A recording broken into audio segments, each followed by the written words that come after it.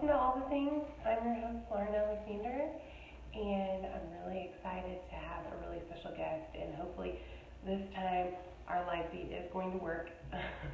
We had a little technical problem earlier. So, if you guys have hung with us tonight, I'm really thankful for that. And I want to say hello. And there's Amanda. Let's see if we can get her on here. Hey, Amanda, thank you for your patience tonight. Here we go. Let's see if we've got her here. Hey, hey, hey! Hey! We did it! Can you hear me now? I can! Way to go, husband! He rocks. Okay, let's start all over, girl. Okay, I would love for you to just briefly introduce yourself and a little bit about your ministry as the wife coach, which before we knew each other, I thought that was the most creative name for a ministry maybe I've ever heard. I just thought it was so darling. So tell everyone a little bit about that and maybe about your family and your husband and your kids and stuff. So Yeah. So Amanda Davison. I'm married to, I always say, a handsome, hunky farmer. And we have 3 kids, and I'm known as the wife coach, and I'm just committed and passionate about getting resources and content out to wives and speaking to wives, because research shows that 70% of women initiate divorce. And so that was almost me, and I know we'll probably talk about that, but I'm just passionate about that. I grew up, my parents were divorced, and I swore I would never be divorced myself, but I found myself in that situation. So I'm just, or thinking about that, I should say. We did not divorce, but I was close to that. And so I'm just really passionate about serving wives and helping them know that they're not alone. And yeah. You mentioned that right before we had to recalibrate and try again. But the idea that 70% of those seeking divorce are women, okay, that's such an interesting statistic to me. Why do you think that is, judging by the work that you've done in ministry and even your own experiences? Why do you think it's women that typically seek a divorce? Mm-hmm. So I don't want to offend anyone. So please know when I say this that, again, I was there myself. Yeah, Jeremy, it's so fine that you're not a wife. Um, you can still watch. So I think we're frustrated. I think especially Christians and non, or even just in the secular world, what wives are frustrated. We are told that we should be getting more from our husbands. We're told that if our husbands don't treat us a certain way, we can do better. And we're just now more than ever living in a culture, in a world where it's self-serving, and if we aren't happy, then we should change something. And if our husbands aren't doing something or meeting our needs or fill in the blank, then we should then it's okay to find something better. And so I think that's a big reason. But two, especially in the work that I do, women tend, not always, I don't want to put them in a box ever, but women, back to Eve, we run the show. Our natural tendency, we have a tendency of Eve where we know what we want, we know we can get what we want, and we know how to manipulate or coerce or coordinate things so that we can get it. And we do. And then the man, not always, but tends to be more passive. And that's a very destructive dynamic. And I see that everywhere. It was definitely the dynamic in our marriage. So then also the wife, again, if she's not getting what she wants, typically the husband's like, well, I've tried everything, I feel like, and so what else am I supposed to do to get you happy? And that there's that. And so I think that has a lot to do with that. That's not every case, obviously, but I see that very often. Wow, thank you for your insight. And you also do some teaching at a local university as well. Is that right?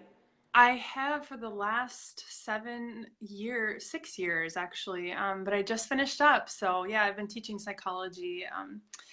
yeah, for a while, but I'm done. Free up more time for ministry. So, And that background, I'm sure, has really supported your, what God has called you to in this role as well.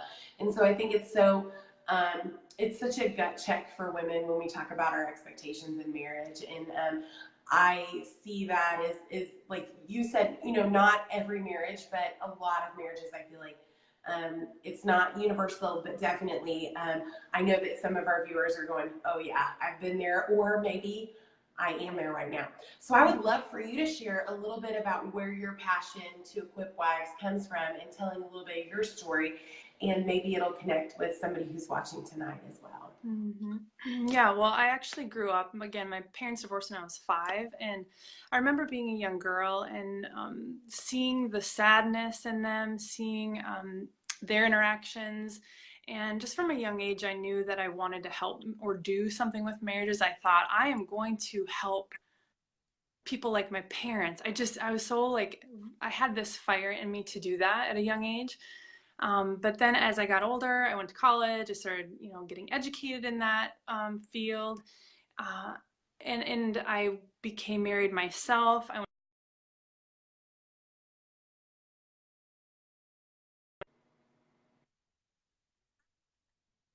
In my own marriage, because what I was learning, the tools and techniques I was learning were not helping my marriage long term. I would apply some of the things I was learning. They weren't working. I mean, they would for a short term. They helped short term, and so I was so frustrated with that, and um, it just became. It got to the point where something had to change, and I was so frustrated that my husband was not hearing me or meeting my needs.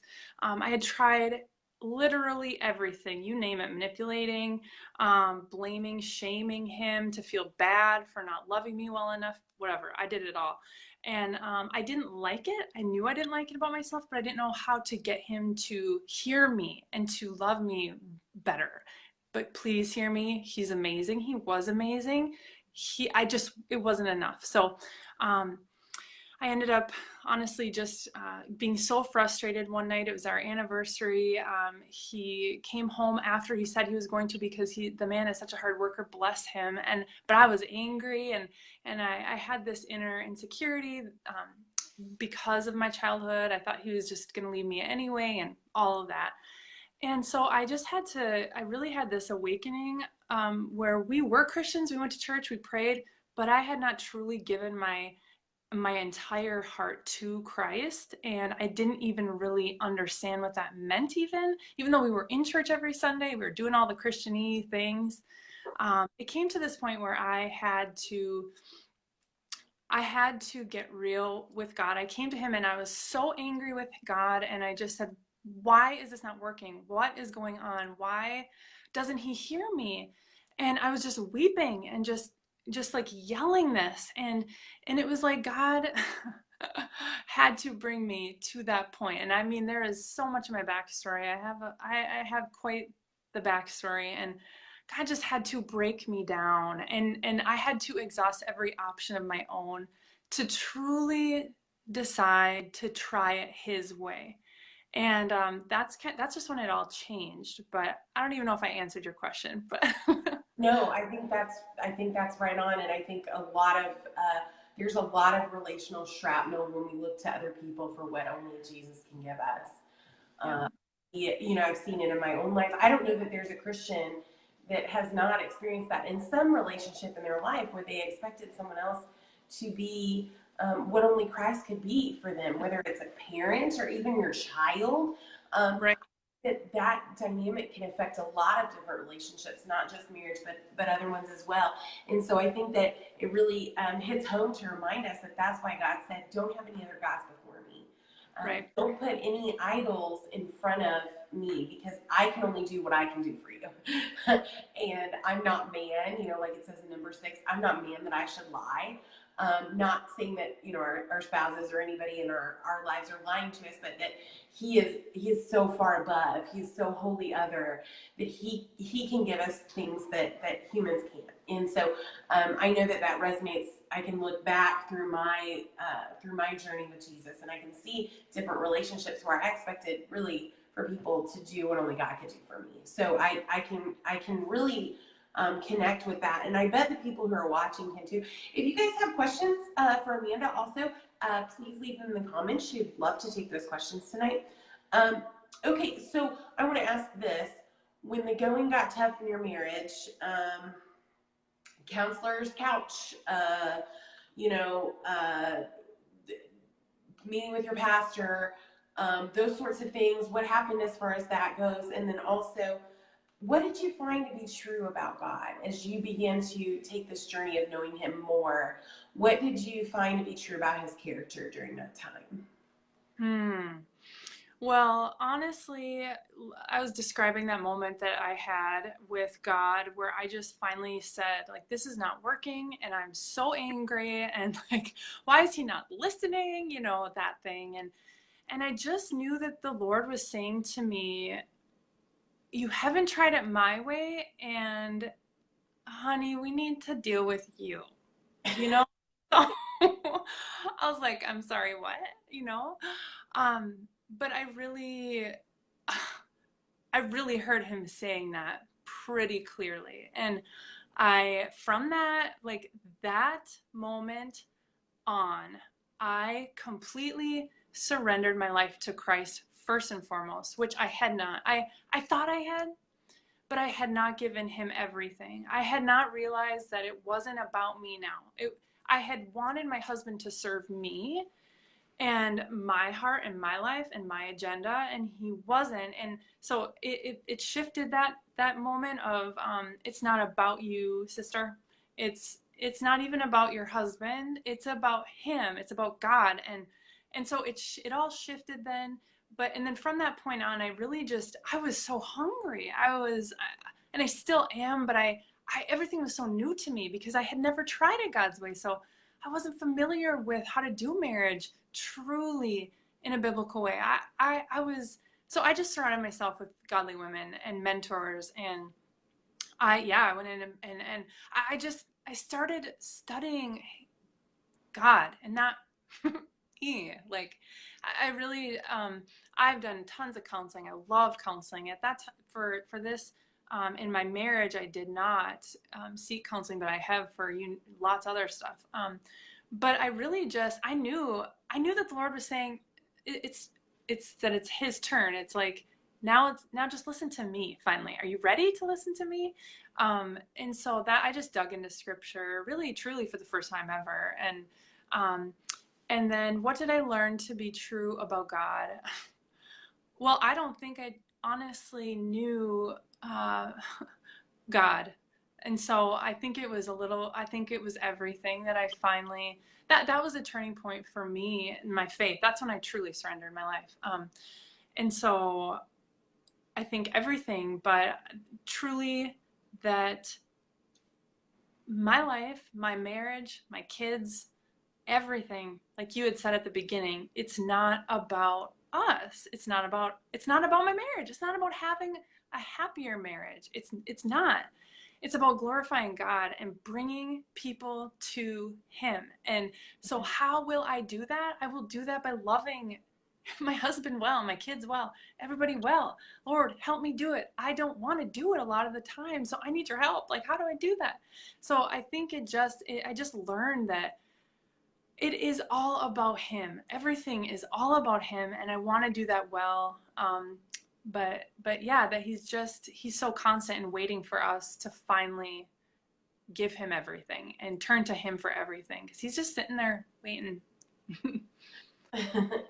I think about moments with my children and how God must feel, because sometimes they'll do something and we'll be working on homework, for example, and I'll try to show them, how to finish the problem. No, that's not how we do it. Okay, all right, go ahead, and I'll just take this somewhere else and go try it on my own some more. And I'm like, okay, well, you do need help, so when you are ready, when you want to admit that you can't do it all on your own, please come back to me. And I think about the love that I have for my kid whenever they're being stubborn like that, and how much more God's love is for us when we're just like, okay, I've got this. Thank you very much. I don't need any help. I'm going to handle it. And then we're like, I handled it. And that's not a great place for my Bad. life. So bad. Like, just bring it over here. Let's see let me help you, you know. But I love the Lord's redemption in that, the fact that, you know, that he birthed this desire in you when you were a kid to help, and to be a part of marriage ministry, and now to see how the Lord had to walk you through some things, and then for him to be completely redemptive in that process, and for you to get to do what you dreamed of as a kid. I think that is a really beautiful picture of how God does work when we let him have it. So that's so encouraging to me, to see you doing exactly what the Lord put in your heart so many years ago, for him to bring it around full circle, and for you to truly know what it feels like to struggle, and then know what it feels like to have victory in some areas in your marriage, and be able to offer that to other people. I think that's just such a picture of God's love for us. Okay, you you recently started a really cool ministry called A Wife Like Me, and I'd love for you to share a lot about. I want everybody to know about this. And Kristen Milner, who was my guest, was that 2 weeks ago, last week? She was on recently. You can go back and look. But Kristen writes for your ministry called A Wife Like Me. I'd love for you to share the heart behind that, and how we can connect women who are watching tonight, and women who will watch, to that ministry as well. Yeah, thank you. Well, so my speaker writer page is the wife coach, but I knew that I knew that God was calling us to do more, and calling us to reach more wives, expand His reach for His kingdom. And I just, I for maybe almost a year, I kept saying to Him, "Oh Lord, I don't know how to do that. I don't know how to do that." And He kept saying, "All wives, all wives, all wives." And I said, I can't do that. That was my response. And I knew He was saying all wives. And I kept saying, I can't reach all wives. And it was this slow process of prayer, and he slowly, but probably my stubbornness was just not really truly seeing it, but He just made it so clear that we have got to join and link arms together as women, and to truly get into the hearts of wives. We all together are much more powerful, and we have so many experiences.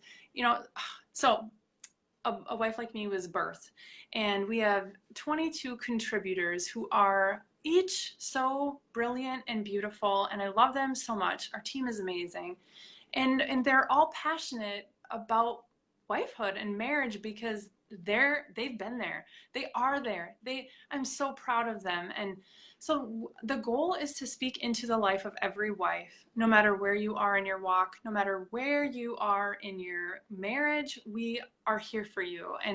And so we have wives who have experienced great loss and heartache. We have wives who are in difficult marriages.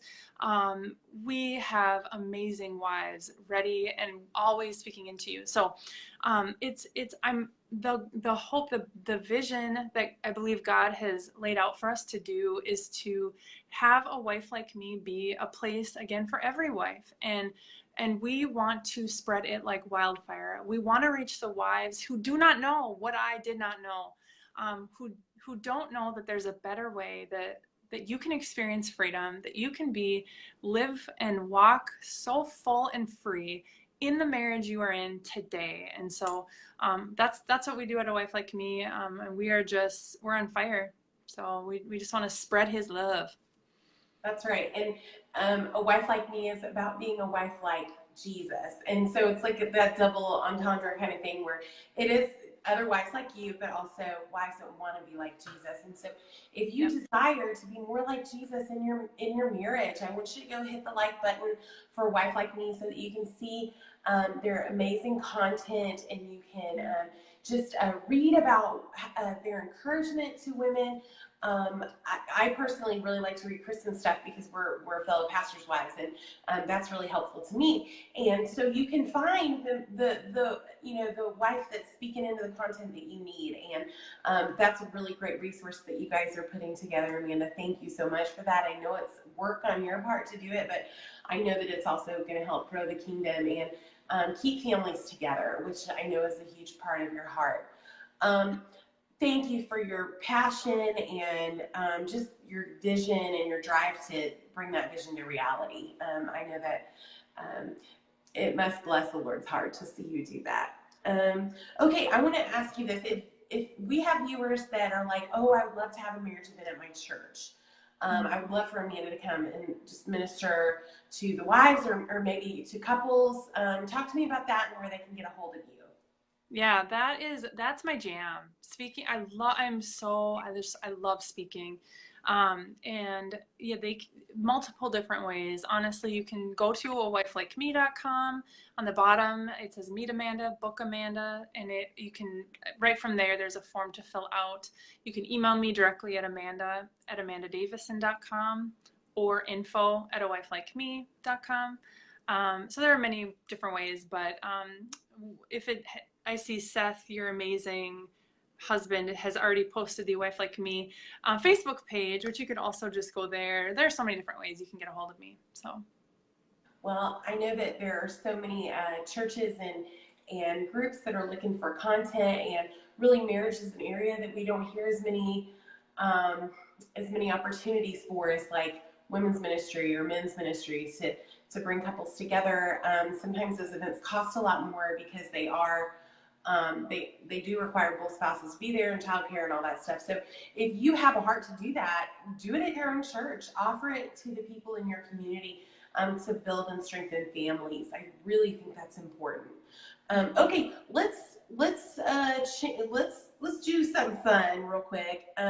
You were on an episode. I gotta know more about this because you mentioned this in your questionnaire, and I was like, I can't wait to talk about this. Okay, so you were on Dr. Oz. What? We don't have cable, so I don't get out much like television. So I have to admit that I have not seen the episode, but I bet Seth will be able to YouTube that business when she tells the story. Okay, how did you end up getting connected with Dr. Oz? And tell me about how you went on the show. I'm dying to know. Yeah, this is, you guys, it's just mint. It's mint. I tell you what, you will laugh really hard. But yeah, I think it was like 6 years ago. My brother, my sister, and I went out to New York City to visit my uncle. He lives there, and we said, let's go to a show. And the only show that would tape or was taping on Fridays was Dr. Oz. None of us really, I don't know, we weren't like super fans or anything. We're like, let's do it, let's go. And so you have to write in to get tickets, and then we ended up getting tickets. And when you get a ticket, they say, hey, if you're interested in being in the show, let us know. And we all said, let's do it. Like, let's just try. So we all tried, and we all got a phone call from the producer people, and they said, Kelly, yes, the laugh. They go through these lists because they know what they're going to talk about that day, right? And so they, do any of these things apply to you? Do you have like high blood pressure? Nope, nothing. So we're like, okay, well, thanks anyway. Okay, bye. Well, like a couple days before we leave for New York, I get a phone call again, and they said, we're just really having a difficult time finding someone for this particular segment. Amanda,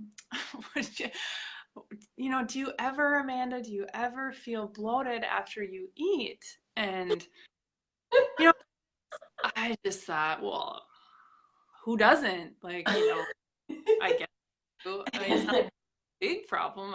But yeah, who doesn't get bloated, So they said, perfect, great. We'll get you and your sister backstage. It's going to be awesome. And I was like, sweet, like, this is so fun. And so we went out and we got backstage, and right before they do your hair, makeup, and all that. And I'm like, this is so crazy, right? And so right before we get on stage, this gal brings me into this little room, and we go over the script. And so she's like telling me, okay, Amanda, we're going to act as though you wrote in from Facebook, which I did not. And so the first girl, she emailed or something. The second girl called in or something, and you wrote a Facebook post. And so this is what it says, hi, my name's Amanda, and I'm gassy and bloated every day for good part, a good part of every day, it said. And I'm sitting there like, sorry, what? I'm gassy? Like on national television? And how long did you have until you were going to walk out on stage and talk about this? Maybe, I don't know, 10 minutes maybe. Yeah, like legit, legit. And so I did it, and I would totally do it again. You guys, the funny thing is I'm not even gassy. You can ask my husband. I burp a lot, like, which some people say that is gassy, but I do not, like, you know what I mean? I'm not that gassy.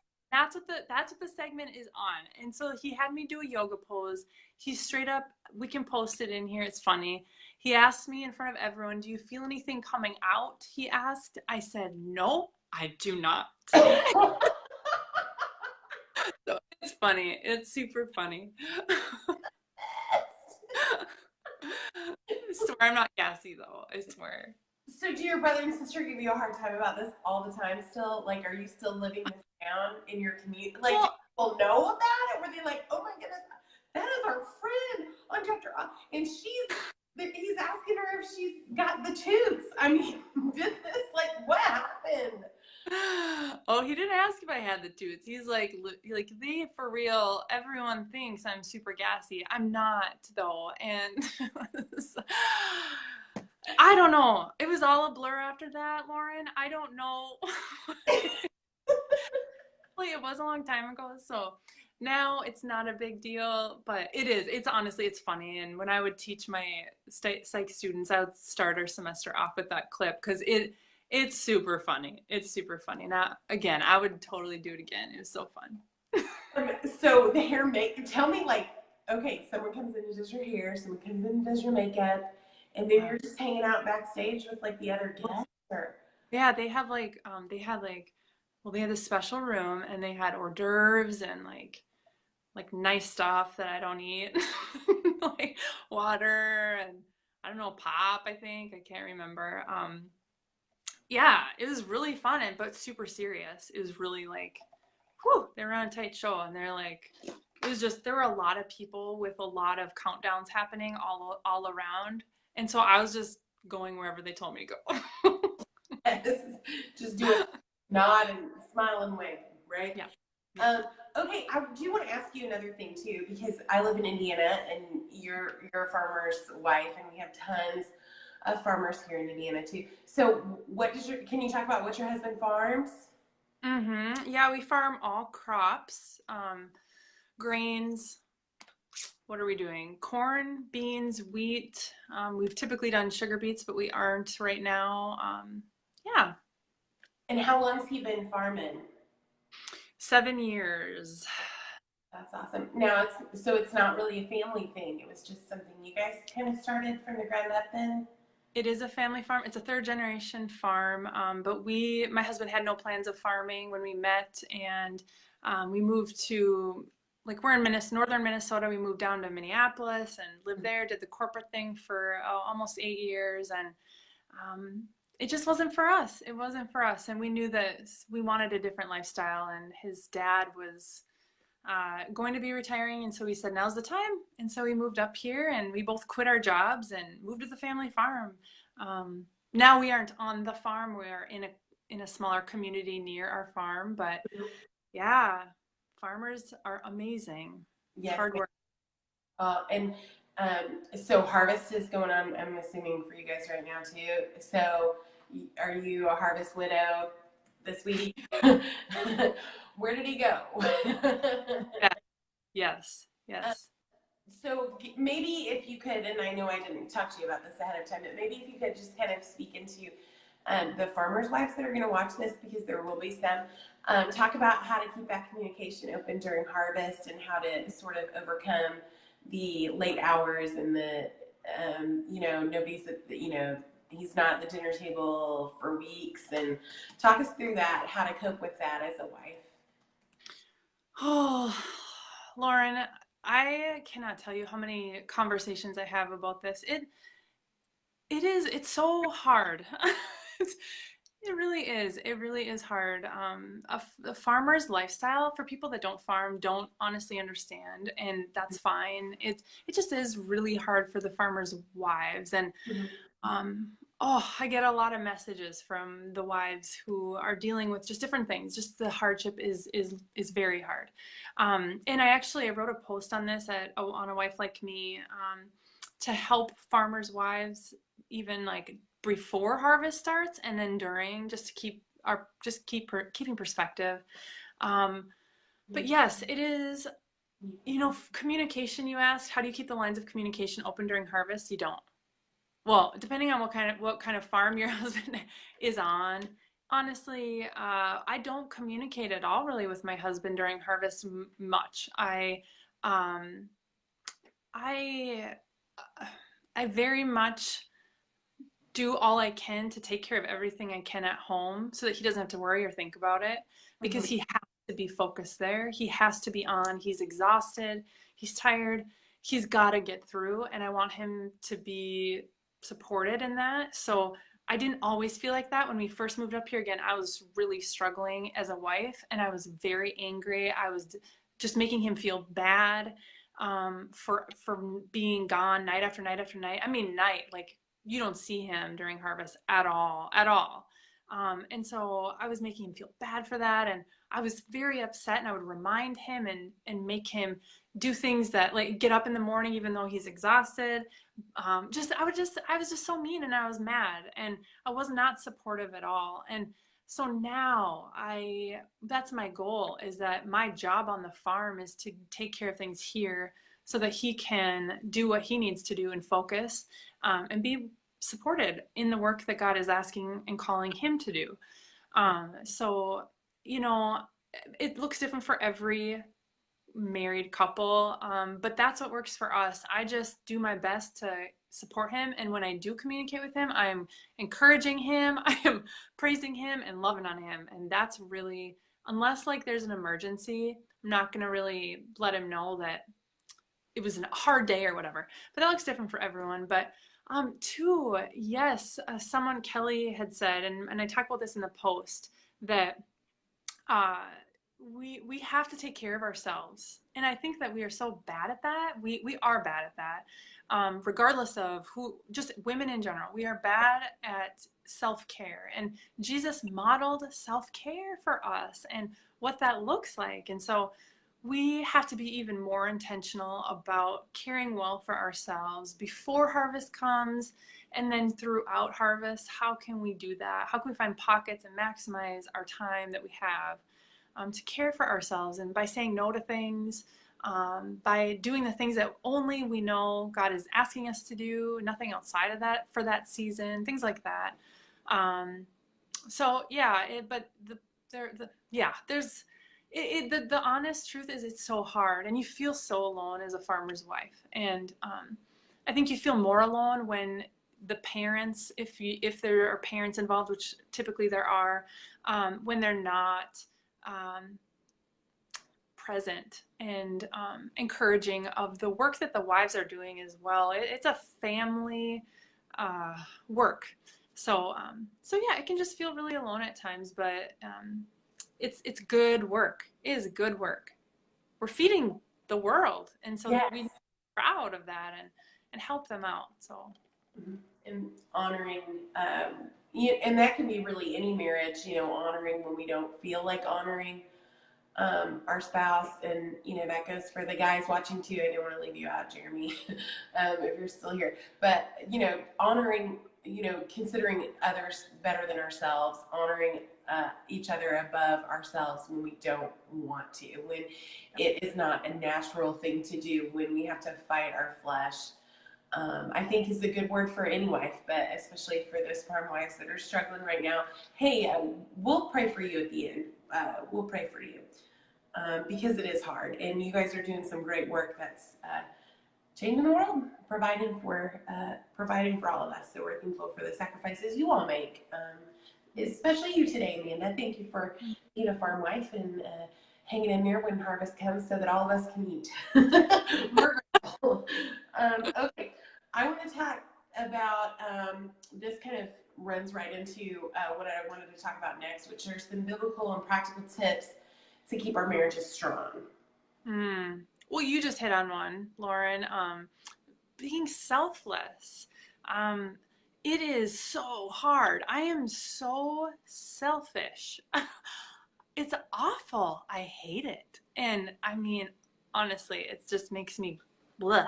But I really am, and I don't like it. And the thing that marriage has taught me, and being a mom, but is that it's not about me. And am, if I truly am going to call myself a Christian, if I truly am following Jesus Christ, then I must care about my eternity, and I have to care about what it means to be a Christian. If I call myself a Christian, I don't want to be a Christian and not follow that and not live that out. So if that is in fact true, then I need to selflessly love and serve my husband, and that is very hard on our own, obviously. And so I, I mean, very practically speaking, I've learned to speak a whole lot less and pray a whole lot more, and pray throughout the day. When I want to say something, when I want to change something, when I want to um, correct something, it's very practical, but it's just constant. Lord help me, Lord help me, Lord help me. Give me your words, give me your words, give me your words. Um, but that's a big one. Also, practically speaking, having as much sex as you possibly can. For real. It's easy.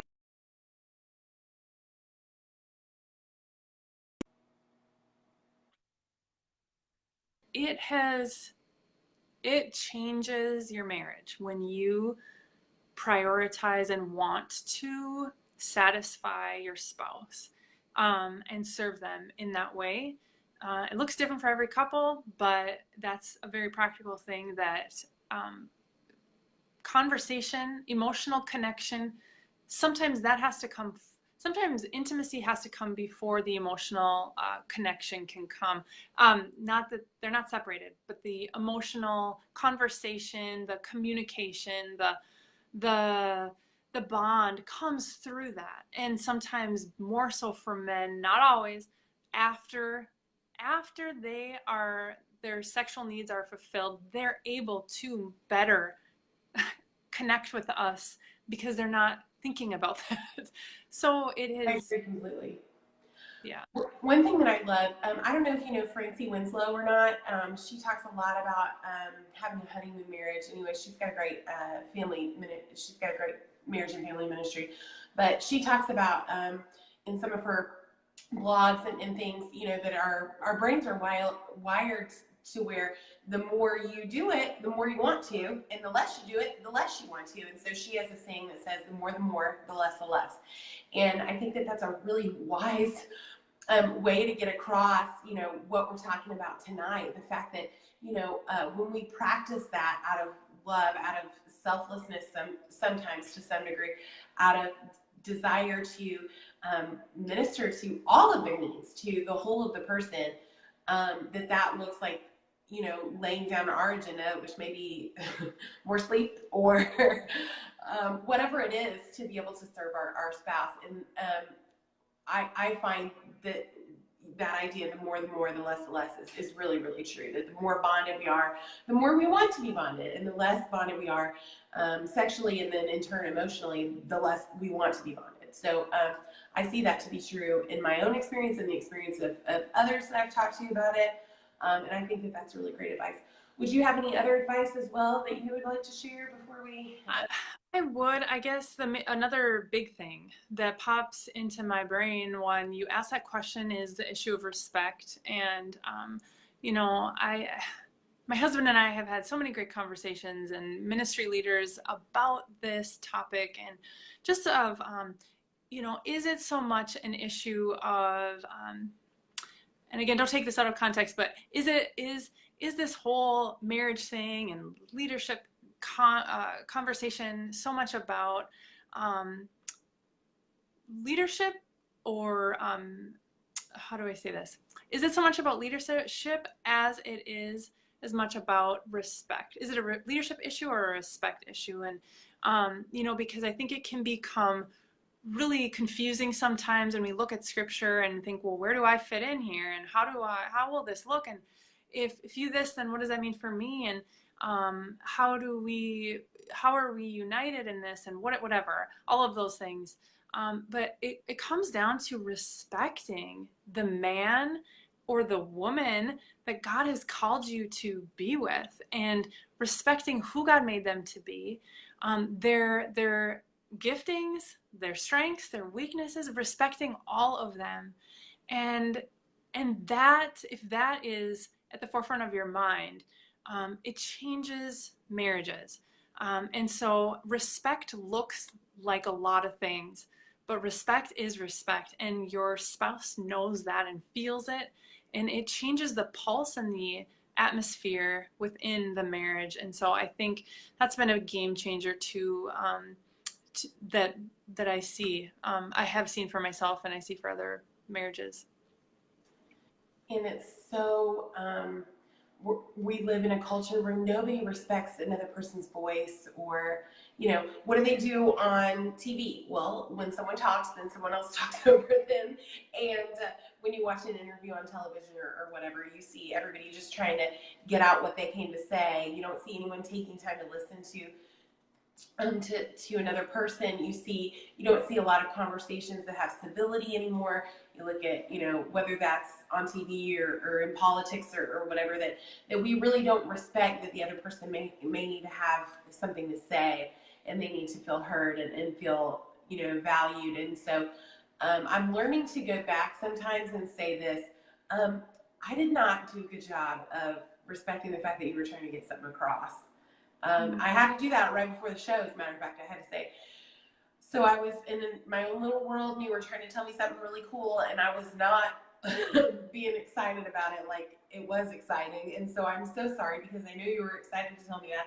Can you tell me again so that I can really appreciate it? To be able to go back and apologize. And I read one time that, marriage is the union of two good forgivers. And I think that has a lot to do with it too, but also just acknowledging when we didn't show respect, going back and saying, hey, I just did not do a good job with that, and I'm sorry, and I would like to try again, or I'd like to do better next time, depending on the situation. That really, that love that we offer, that selflessness, that sacrificial love that says, I was wrong, I'm sorry, can we do this again? And putting our pride down, laying ourselves aside, and going back and trying to have that conversation again, or trying to apologize. But love, that kind of love, that sacrificial agape love, really does cover a multitude of sins.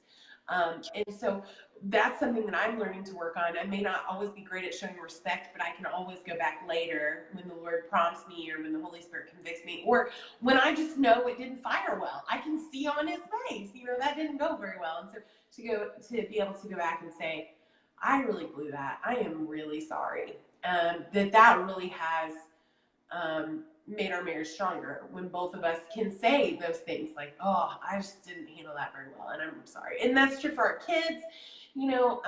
Respect is a two-way street for our kids, and I feel like when we model that for each other, they're watching that too, and they're watching that when we have to go back and apologize to them, which I do pretty frequently. But just the idea that we can also make it right when we blow it. And I think that sometimes we just want to keep digging by doing nothing, or just by aggravating the wound, instead of just being like, hey, stop. Yes. Really trying to get a foothold in. Let's just deal with this right now and handle it. Mm-hmm. Yeah, we A Wife Like Me, we go live every Thursday at 8 p.m. Central. And a few weeks ago, we talked about destructive communication and the cycle, the pattern of that. And when one spouse is destructive in their communication, whether it's just defensiveness, or manipulation, or shutting out, or attacking, whatever that looks like, it can look many different ways.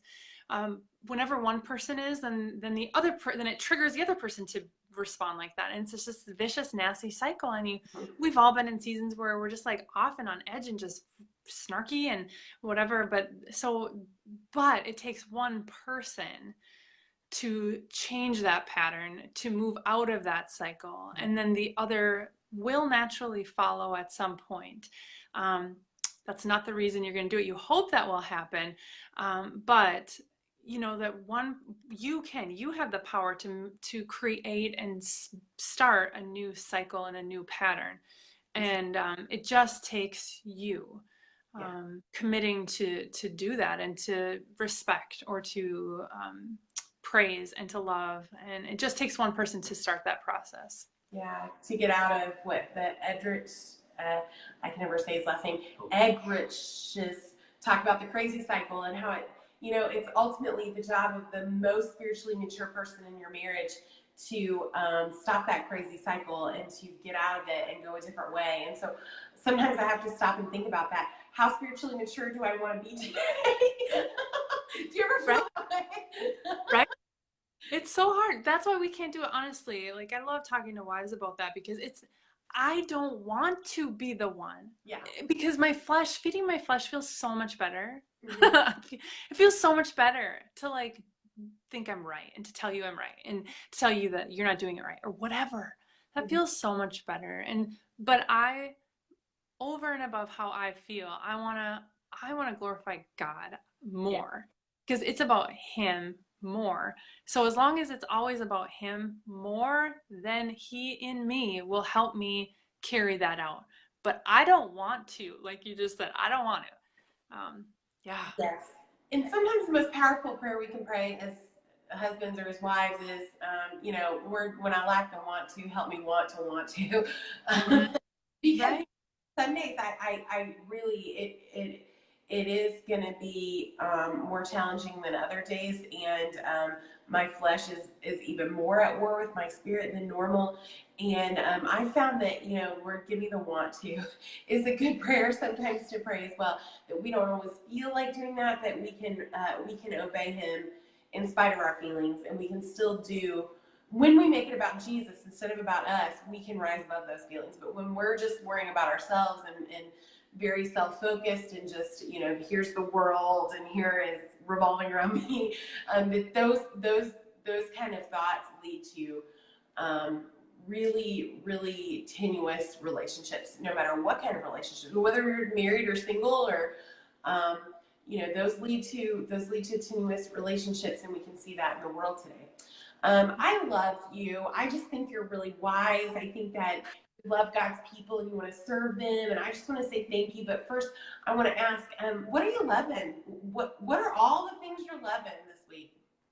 Girl, I am loving that pumpkin is in season right now. I love fall. I'm in love with ice cream, and so I love the pumpkin pie blizzards at Dairy Queen. I love pumpkin lattes. Thank you for knowing what Dairy Queen is. Sometimes I feel like people don't know what Dairy Queen is. They don't appreciate. Like they don't appreciate when they flip the blizzard over. Stuff is like this. What you just did right there. He wants ice cream right now, right? I get you right there. Yes, you have to flip it over. If you don't know what Dairy Queen is right now, I think we need to stop and pray for you. That makes my heart sad. Yeah, no, for real. Dairy Queen, I love all ice cream, but I'm loving that right now. I'm loving, oh, I don't know, my new earrings. I just love big earrings right now.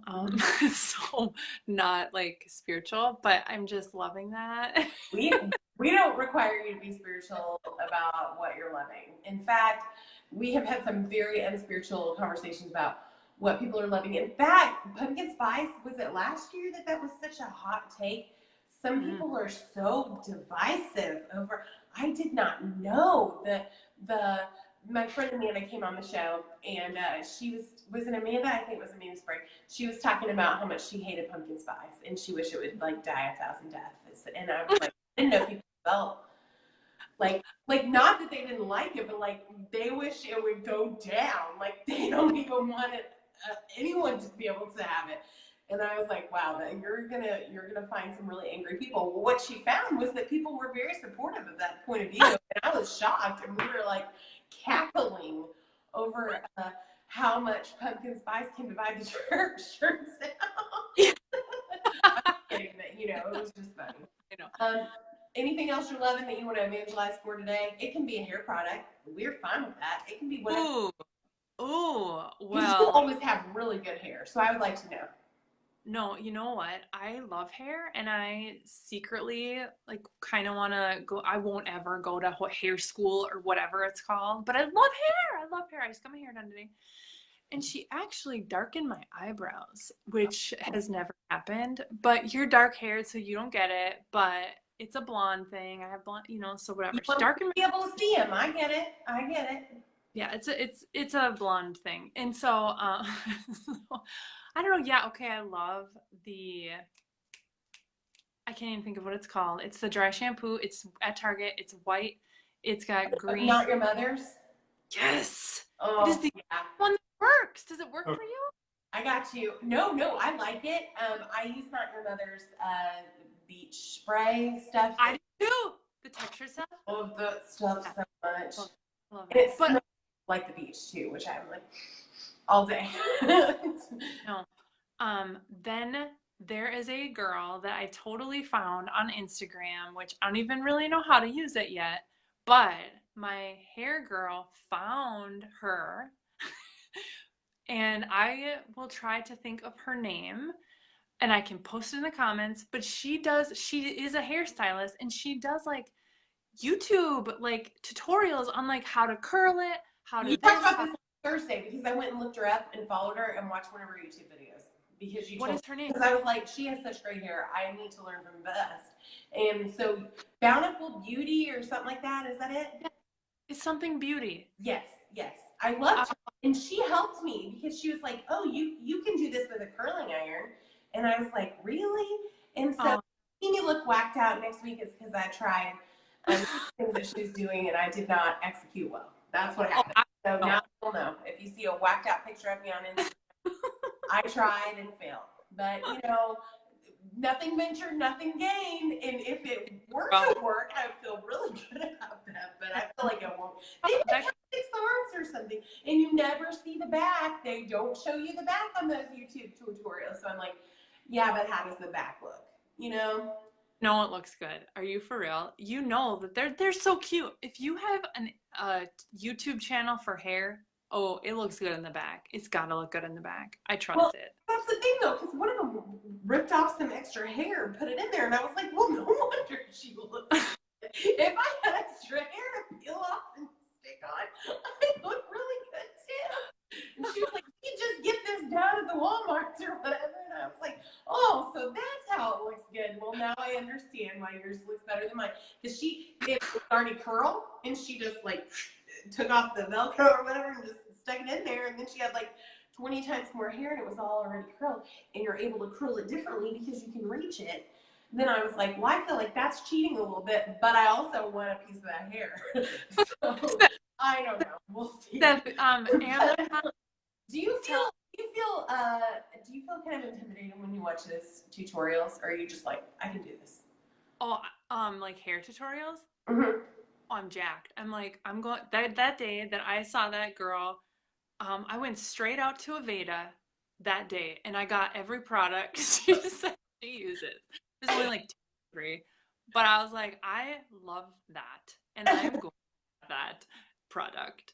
And so, yeah, no, I love hair. I'm not scared of it. I love it. Love it. I feel a little scared. I'm like, I know this won't look. And then no one's going to tell me, and I'm going to think, oh, this looks really good. And they're going to be like, that does not look right, but good try. So my beautician will, and she watches the show, so she'll let me know next week if I get the cojones to try it out or whatever. She'll know, okay, that didn't work for you. Thanks for trying. I celebrate your effort. But one thing I don't have to try to do is be a fan of yours, Amanda. And so thank you this evening for being with us, for spending an hour and some change with us tonight to encourage the people watching. I would love it if you could just close us out with a prayer. Remember those farm wives, and then just all the marriages that are represented by our broadcast tonight. Awesome. Let's do it. Cool. Okay. Father God, I thank you, Lord. God, you are good. You are so good. And we recognize your mighty power, Lord, and we thank you. We thank you, Lord, for who you are. And we thank you for drawing us near to you and for drawing near to us, Lord, when we do not deserve it. Um, I thank you, Lord, that you are so full of forgiveness and grace for us in our lowest. And Father, we just need you, Lord. I just ask for forgiveness for myself, for anyone watching, Lord, for us who have been disrespectful, unkind, unloving, Lord, who have spoken words that were harsh, demeaning, Lord. We ask for forgiveness, Lord, and we just come before you now, and we ask you to just control our minds, control our mouths, our tongues, our lips, Lord, every action. Father, I pray that there would be an awakening within all of us, that we would be so hungry for you. I pray that there would be just, Lord, a movement of wives and women and men, Father, who own their confidence, Lord, that they are who you say they are, Lord, and that you are who you say you are. I pray that this confidence would just be contagious among other Christians and non-Christians, Lord, that they would see how well and secure they are in you, and that they would want that same thing, Lord. I pray for the families and the marriages, Lord, who are struggling. I pray that you would have your hand over them, Lord. I pray that they would want to surrender their lives completely to you, that they would see you and your will for them and their marriage and family. I pray, Lord, that for every couple, wife or husband watching, Lord, that they would just say tonight that it is all for you, that this whole life is all about you, and that they would want to do things differently, Lord, that they would want to live for your name, and that they would want to renew their walk with you even now, Lord, that they would say yes to you, that they would want a new, fresh perspective, Father, and that they would want to just dive into who you are, dive into your word, Lord, and begin a new journey with you in their lives and in their marriages. I pray for every couple, all of the wives who are wives to farmers, Lord. It is hard and it gets long and tiring, and Lord, it can feel so lonely at times. And I pray, Lord, that you would just give them peace as they are caring for kiddos, that you would give them just love that their husbands aren't able to give if they're away. I pray, Lord, that you would give them rest, Father, and just a sweet opening of who you are in this season of harvest, so that they would just be renewed and refreshed even in this hard season, Lord. And I pray for and thank you for all of the farmers and all of the husbands, Lord. I thank you for the men that you've called them to be and created them to be. I pray, Lord, that you would just, even Seth now and my husband, every single husband watching, Lord, and who isn't even watching, I pray, Lord, that you would help us wives speak over them, life to them, Father, about who they are, and who you have created them to be, Lord. Help us be amazing helpers to help them become the men that you want them to be. And I just thank you for them, and I praise you for our husbands, Lord. And we just lift up these marriages. I pray that you would strengthen all of them, give them loving, kind words to one another, help them model your love for one another, and help their children see, Lord, your love for them through their parents, Lord. I thank you for who you are, and I thank you for Lauren. I thank you for her ministry, and I pray a blessing over that. And I thank you for her hard work behind the scenes and here in front of the camera, Lord, that she's doing for you to grow your kingdom. We praise you for it all, and we thank you. It's in your name we pray. Amen. Amen. Beautiful. Thank you, friend. You're beautiful inside and out. We're grateful that you joined us tonight. Come back sometime and be with us again, maybe. I will. And before we go, I want to also just say, Lauren, I'm sorry if I'm cutting you off, but I didn't say that in 2020, a wife like me is going to be having conferences, and we're going to be having conferences. That's all I know. And we're going to also be coming out with content for wives, devotionals. And so please watch for that as well. We're really excited about it. So, yeah. Oh, man. Well, I'll be cheering you on. You can count on me in the front row. And hey, if you have loved listening to me, every link that you could ever imagine is in these comments. Go connect with her, follow her on Instagram, follow her here on Facebook. Be a part of the Wife Like Me, be a part of the Wife Like Me gathering. Join it all, and you will get content right in your scroll, and it will encourage you to love your spouse. So thank you so much, Amanda, and God bless you. Next week on All the Things will be my longest best friend, Crystal Chestnut. She's a nurse, she's a missionary, and she's got a lot of great stories on me too. So if nothing else, come for that. And we will see you next week on All the Things. Thank you, Amanda. God bless you. Thank you, Lauren. Thank you so much. And bye, Seth. Bye, everyone. Have a great night. Thank you Bye, so guys. much. Thank you.